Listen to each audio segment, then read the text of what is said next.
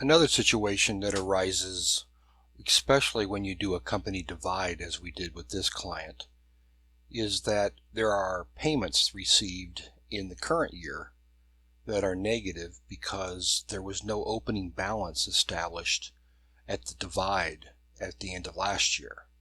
So in other words, such as this 05 or 977, that particular job did not have an opening balance that actually would be able to be received for the $22.22. So what needs to be done is an invoice needs to be created for this payment so that it can be applied. So the first thing that you do is you go up to Invoice, the Invoice button, and you're going to click that and open that. But first you want to make sure you write the customer's name and the RO number down so that you can enter that into the invoice. And because this is a company divide, all dates are going to be at 12/31/2018 in this case.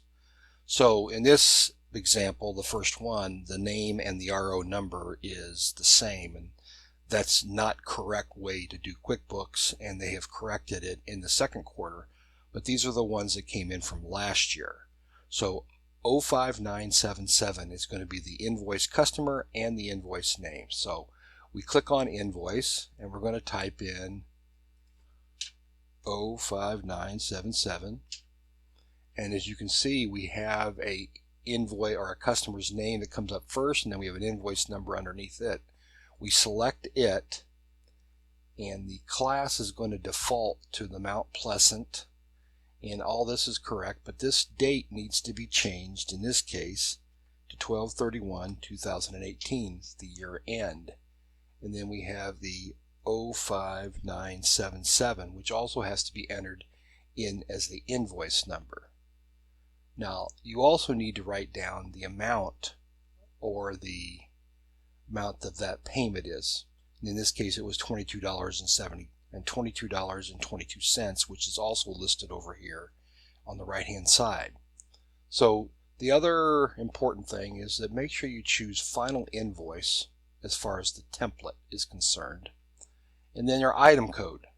Since opening balances are actually last year's transactions, we hit O for opening entry, and then we hit tab, and then we hit tab again, and we just plug in the amount of that payment, 22.22, and it is going to remain as non-taxed. And then we hit save and close, and it's going to give us probably a warning because we are later in the year than the 90 days, and it's going to ask us about retained earnings. Because we're creating this in for last year, it's going to be part of the retained earnings, so we hit OK. And then they're going to recognize that there's actually some payments that have been established here. So it's going to pop up, and it's going to pop up possibly in the, if there's a dual monitor situation, it might pop up into the other monitor. Make sure it's checked and hit, go ahead and accept that, and now that particular transaction is gone. You go through this throughout the process, and you will actually create these invoices where these payments can now be applied. Now this is typically going to be limited to the early part of the following year, and then as you get later in the year, then the invoices from the new year will already be in there. So I would recommend that only initially do the early parts of that year, but there will be times where you'll still have to create an open invoice or an opening balance because the payment wasn't received for several months.